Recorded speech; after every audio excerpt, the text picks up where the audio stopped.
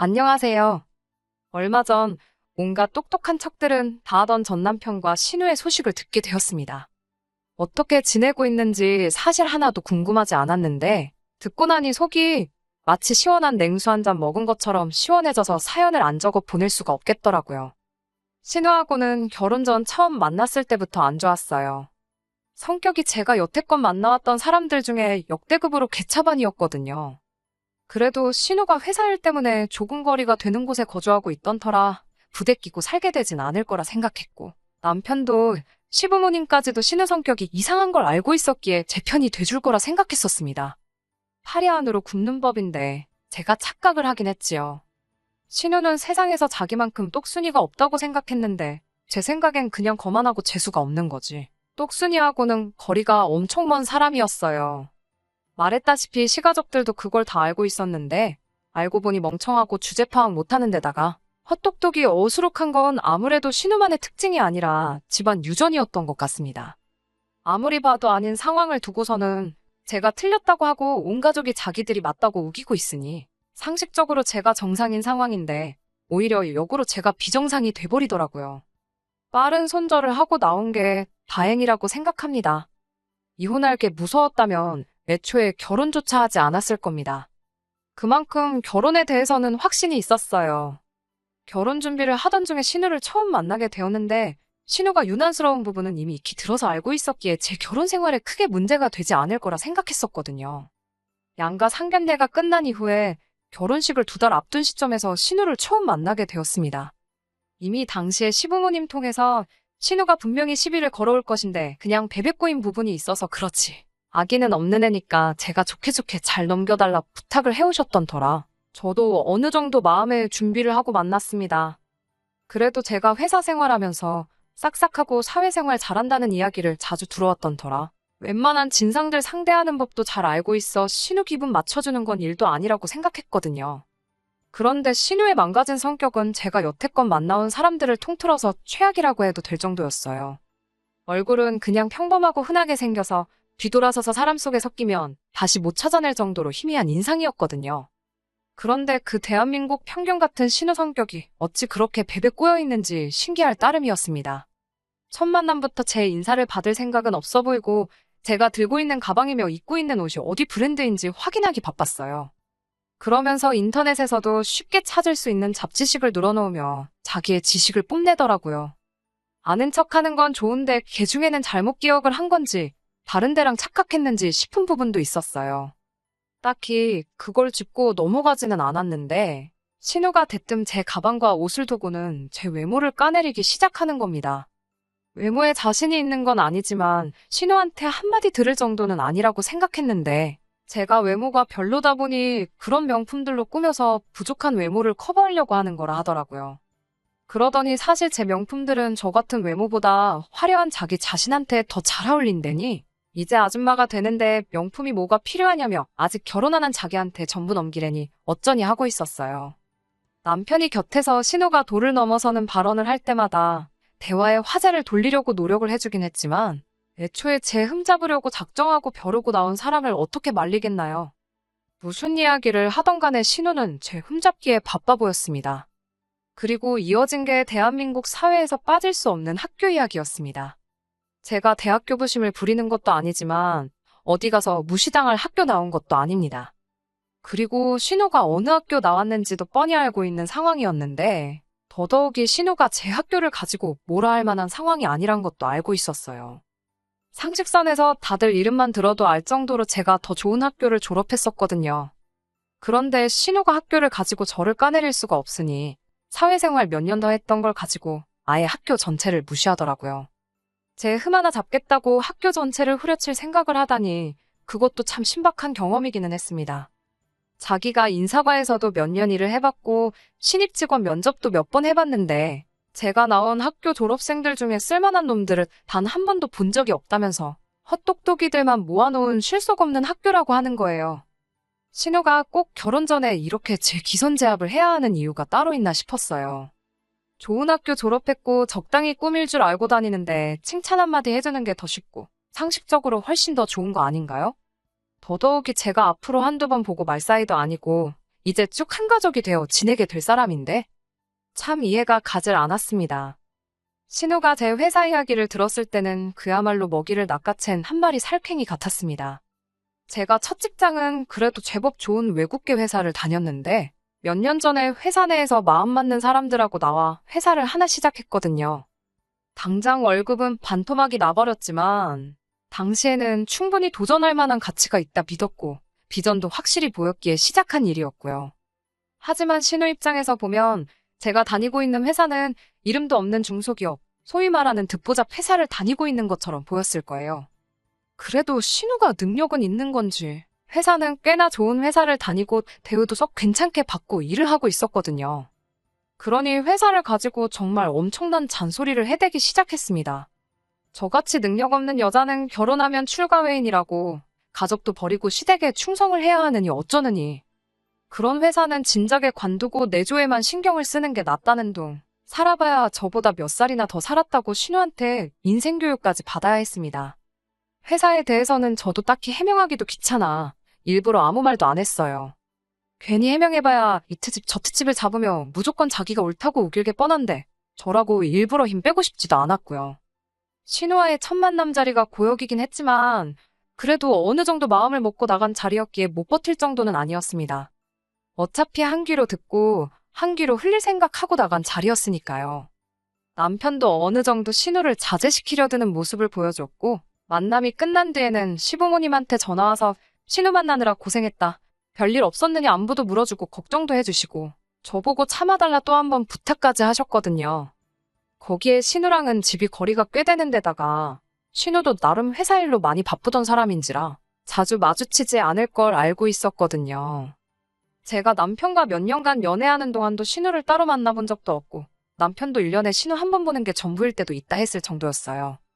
신우 하나만 보면 엉망이긴 했지만 남편이나 시부모님이나 순수한 면도 있고 사람들도 나쁘지 않았어서 신우 하나 때문에 결혼을 포기할 것까지 있나 그렇게 생각했었어요. 그래도 결혼 후에 신우 덕을 본 게 있어요. 제가 전업주부가 되지 않고 계속 경력을 유지하겠다는 사실을 알고는 신우가 어디 돈 잘 버는 남편 덕을 보려고 난리법석을 떨었거든요. 지 동생이 힘들게 벌어온 돈으로 제가 친정 호강시키는 꼴은 못 보겠다나요. 제가 당장 머리가 적은 건 사실이었지만 먼저 다니던 회사에서 적당히 모아놓은 돈도 있었고 결혼도 반반 결혼하게 된 마당에 어처구니 없는 소리를 하는 거나 마찬가지였지요. 그때도 그냥 신우 조용히 시키기 위해 그렇게 하기로 했다 말아라 그런 소리를 하길래 저도 애초에 원래부터 각자 버리는 각자 관리하고 싶었었다고 세게 나갔어요. 사실 그때쯤부터 회사가 자리를 잡아가기 시작했고 창립 멤버였던 저는 그만큼 월급에 있어서 혜택을 더 좋게 받게 되었습니다. 아마 각자 돈 관리에서 가장 배 아픈 건 신우를 포함한 시가족 전체였을 거예요. 결혼 후 3년이 지나서는 제 벌이가 남편 받아오는 월급의 2배 가까이 되었거든요. 결혼 생활 내내 신우하고는 거의 마주칠 일이 없긴 했지만 피해갈 수 없는 날이 있었으니 그게 바로 명절 때였습니다. 제 월급이 남편은 물론이거니와 대기업에서 월급 받는 잘나디 잘난 신우보다 많아졌다는 사실을 신우가 알게 되었을 때 그때 표정이 아직도 생생하네요. 명절에만큼은 멀리서 오는 신우 편하라고 가족 모임을 저희 집에서 가졌었거든요. 매번 명절 때마다 돈도 못 벌면 집에서 살림이나 하는 게 여자의 도리 아니겠냐며 잘난 척을 했었거든요. 그러면서 매번 제 씀씀이 가지고 잔소리하려고 올 때마다 제가 새로 산 가방이나 옷 같은 게 있는지 저녁 먹으면 제 옷방 겸 서재로 쓰던 방을 뒤지는 게 신우의 패턴이었거든요. 그때 일부러 제 연말정산 자료를 컴퓨터 화면에 띄워놨어요. 아니나 다를까 식사 끝나고 제 방을 뒤지고 온 신우가 표정이 멍해가지고 아무 말도 못하고 똥 마려운 강아지 마냥 전전긍긍하고 있더라고요. 이젠 그 잘난 월급 가지고는 잘난 척을 못하게 됐으니 속이 엄청 분했을 겁니다. 그날 저도 매번 참기만 하다가 신우한테 형님도 얼른 시집을 가셔야 하지 않겠느냐 뭐 그런 식으로 눈치를 줬지요. 그동안은 월급 좀 받는다고 큰 소리 치더니 자기가 버는 돈으로는 저한테 명함도 못 내밀게 되었으니 아무 대꾸도 못하고 씩씩대는 걸 보니 그간 참았던 우라가 한 번에 사라지는 것만 같았어요. 제가 결혼 생활 내내 신우한테 시달렸던 걸 남편도 알고 있었으니 저만큼은 아니지만 남편도 속이 후련했을 거라 생각했는데 그게 아니더라고요. 가족 모임이 끝나고 둘만 남게 되었을 때 남편이 저보고 누나한테 너무하는 거 아니냐며 지 누나를 감싸고 들더라고요.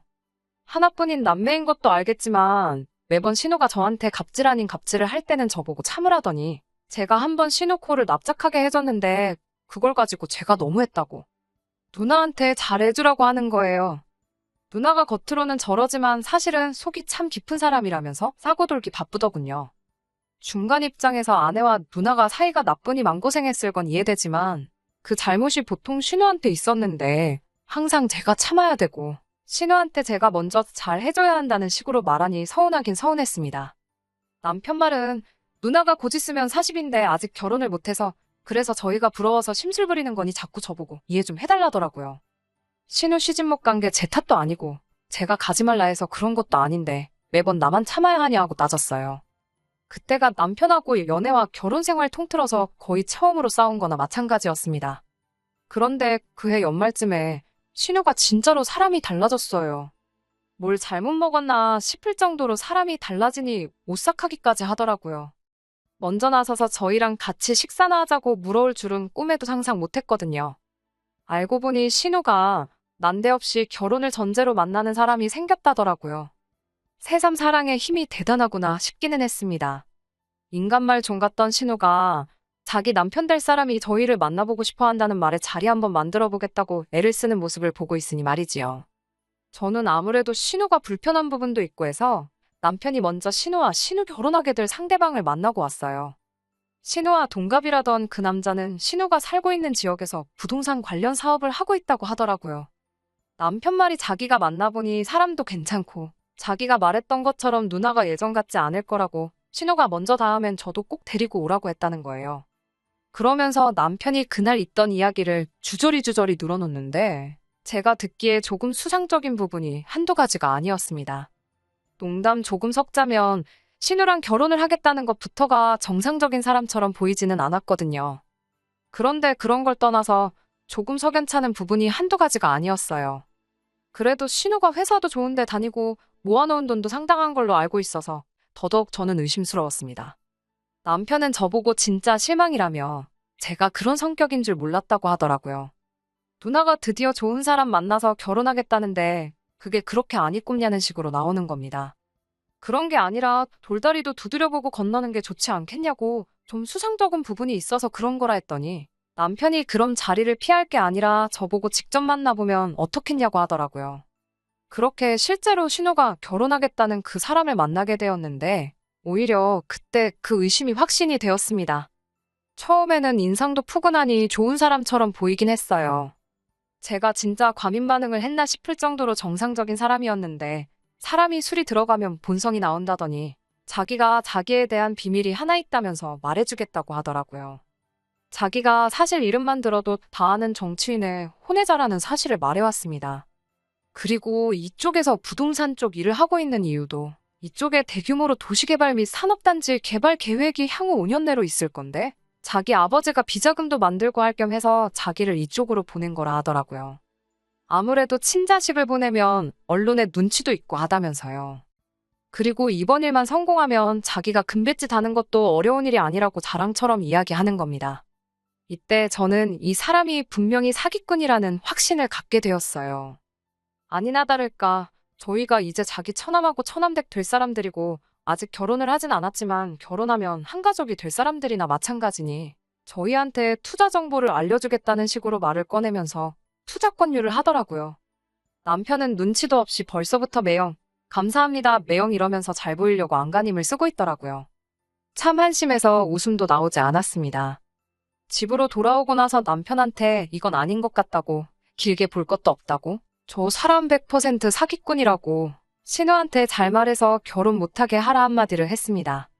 남편이 순간 표정이 완전히 썩어버리더라고요. 그러더니 저보고 아직도 그 소리를 하냐면서 언성을 높이더라고요.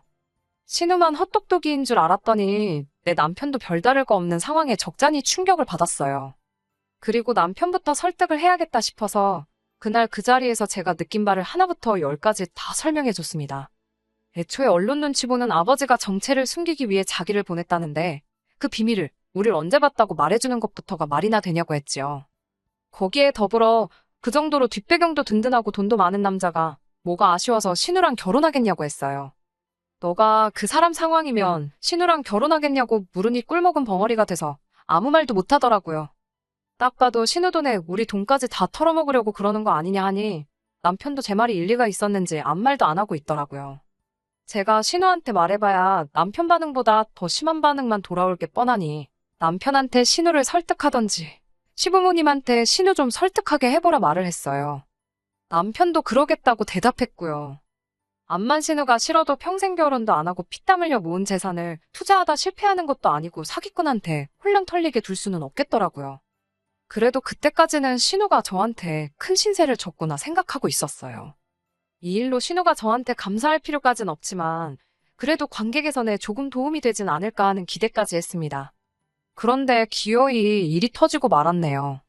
시부모님이 난리가 났다고 빨리 좀 와보라는 말에 회사고 뭐고 다 제쳐두고 남편하고 같이 신우에게 향했습니다. 아니나 다를까 나라 잃은 표정으로 넋이 나가 있는 신우를 발견할 수 있었어요. 그런데 신우뿐만 아니라 시아버지도 담배만 뻑뻑 피고 아무 말도 안 하고 있고 시어머니도 땅을 치면서 어떡하냐고 통곡을 하고 있더라고요. 전 재산을 날려먹은 게 신우뿐만 아니라 신우의 권유로 시부모님도 전 재산을 그 자식한테 전부 날려먹었다는 거예요. 사기당하지 않게 잘 이야기하라 했더니 이건 뭐 예상도 못한 시부모님 재산까지 날렸다니 날벼락 같은 소리였습니다. 제 경고로 다 끝난 일일 줄 알았는데 이게 무슨 일이냐고 남편한테 전달 안 한 거냐 물어봤어요. 남편은 그날 제 말을 아주 귓등으로 들었던 거예요. 남편은 제 앞에서는 알았다고 했지만 여전히 제가 신우가 콧방구 좀 끼는 남편이 생기게 되는 게 배가 아파서 해방을 놓은 거라 생각했던 겁니다. 남편은 그게 혹시 제가 너무 깊게 생각한 거고 투자 소식이며 모든 게 진짜였으면 큰 손해를 봤었을 거 아니냐 하는 겁니다. 자기들도 주변에 부동산이며 여러 군데다 다 컨택을 해보고 산업단지 개발 호재가 있다는 소문이 돌고 있는 걸 확인한 뒤에 그 사람을 믿고 진행을 했다는 거예요. 그러면서 지난 일 잘잘못을 지금 따져서 뭐 하겠냐며 일단 이미 엎질러진 물이니 우리가 나서서 해결을 해줘야 하지 않겠냐고 하더라고요. 일단 신우가 여태 모은 전 재산의 대출까지 끌어다가 그 남자한테 넘긴 돈이 상당한데 신우가 모은 돈은 둘째 쳐도 일단 대출이자가 엄청 부담이 될 테니 그 돈을 저희가 갚아주자는 겁니다. 이자만 없으면 신우가 월급은 많이 받으니 몇 년이면 다시 재기할 수 있을 거 아니겠냐 하더라고요. 그러면서 저한테 지금 돈이 얼마나 모여있냐고 묻더군요. 대번에 제가 제정신이냐고 내가 왜 신우 빚을 갚아줘야 하느냐 따졌지요. 가족끼리 도와주는 게 당연한 거 아니네 어쩌네 하길래 신우가 말하지 않았냐고. 신우 시집가면 출가 외인 남의 집 사람이 될 텐데 제가 뭐하러 내 돈으로 남을 도와주겠느냐 했어요. 남편이 성질을 내면서 끝까지 자기 누나한테 그럴 거냐 그러더군요. 그래봐야 지금 상황이 남편 입장에서 제 심기를 거스르면 안 되는 걸 아는지 그러면 일단 당장 넘어가게 생긴 시부모님 집부터 막아보자고 하는 겁니다. 일단 시부모님 집을 지켜내서 그 집을 팔고 신우 빚을 갚아주면 되겠다대요. 당장 오갈 곳 없는 시부모님은 우리가 모시고 살면 된다고 하면서요. 안 당해도 될 사기를 내 말은 귓등으로 무시해놓고 자기들이 옳다고 생각해서 진행해놓고선 책임을 왜 내가 져야 하느냐고 싫다고 했습니다. 그리고 자기들 편할 때만 가족 운운하지 말라고 한마디 쏘아붙였네요. 지금이야 가족이지만 서류 한 장이면 남 되는 거 몇 달도 안 걸린다고. 동생 돈 친정에 빼돌릴까봐 걱정된다며 결혼 후에도 남 취급할 때는 언제고 이제 와서 내 돈이 필요하니까 가족을 운운하느냐 한마디 했지요. 그러니 남편이 지금 이 상황에 이혼하겠다고 드는 거냐며 저보고 사람이네 어쩌네 하는 거예요. 지금은 너랑 내가 이럴 게 아니라 둘이 머리를 맞대고 힘을 합쳐서 이 상황을 극복하는 게 우선이라고 하길래 그 잘난 머리는 잘난 니네 가족들하고 맞대고 어떻게 할지 고민해보라고 하고 저는 그 길로 혼자 돌아와서 이혼 준비에 들어갔습니다. 결국 남편과는 그렇게 이혼을 하게 되었네요. 애초에 항상 먼저 신우를 이해해주고 한 발자국 물러나야 했던 결혼 생활 내내 답은 정해져 있던 거나 마찬가지였다고 생각해요. 그간 함께해온 정도 정이지만 일말의 동정심이라고 생각해서 위자료 청구는 따로 하지 않고 이혼하고 짐 빼는데 들어간 비용 정도만 청구했습니다. 위자료라고 해봐야 1,000만 원 좀 넘게 받을 수 있었는데 비용 같은 거 생각하면 사실 남는 것도 없었을 거예요. 그리고 최대한 그쪽 소식 모르고 지내려고 노력하면서 살아왔는데 우연찮게 소식을 듣게 되었어요. 신우는 시부모님뿐만 아니라 직장 동료 몇 명들한테도 투자 권유를 했었다고 하네요. 그중에서 저처럼 사짜 냄새 맡은 사람들은 다행히 아무런 피해가 없었지만 걔 중에는 신우나 남편처럼 그 사람이 진짜라고 믿었던 사람이 있었나 봐요. 그래서 신우 덕에 전 재산을 날려먹은 게 시부모님뿐만 아니라 신우 직장 동료도 몇 명 있었나 봐요. 그게 회사 내부에서 큰 문제가 돼서 신우는 결국 회사에서 잘려나가게 되었다네요. 시부모님도 결국 돈을 구하지 못해 집이 넘어가 버리게 되었고, 가족끼리 서로 돕고 살아야 한다던 남편 말처럼 남편이 이제 집안의 가장이 돼서 좁아터진 집에서 전 재산 잃은 시부모님 모시면서 거기에 더불어 이젠 직장까지 잃게 돼 아무것도 남지 않은 신우까지 같이 데리고 살게 되었다네요. 지금은 저랑 남편을 같이 알고 있는 지인들한테 술 먹고 신세한탄하면서 그때 제 말을 들었어야 했다고 후회를 한다는데 엎질은 물을 주워 담을 수 있나요? 애초에 온 가족이 자초한 일이잖아요. 제 말을 조금이나마 들었다면 신우 전 재산은 몰라도 시부모님 집이라도 지켰을 텐데 말이에요. 그래도 오래같이 지내온 사람이니 어느 정도 동정심은 들지만 여전히 이혼을 결심하고 실행에 옮긴 제 자신이 잘했다는 생각이에요. 냉혈한처럼 보일 수도 있겠지만 깊은 수렁으로 빠질 게 눈에 선한데 굳이 저까지 발 걷어붙여서 같이 빠져들 필요는 없었으니 말이지요. 세상 최고로 똑똑하고 잘난 신우랑 함께니 알아서 잘 살 거라 믿고 저는 여태 했던 대로 그 집구석에 신경 끄고 제 인생만 신경 쓰며 살 계획입니다. 끝까지 들어주셔서 감사합니다. 오늘의 사연은 여기까지입니다. 구독과 좋아요, 알람 설정 부탁드리고 더 좋은 사연으로 다시 찾아뵙겠습니다. 감사합니다.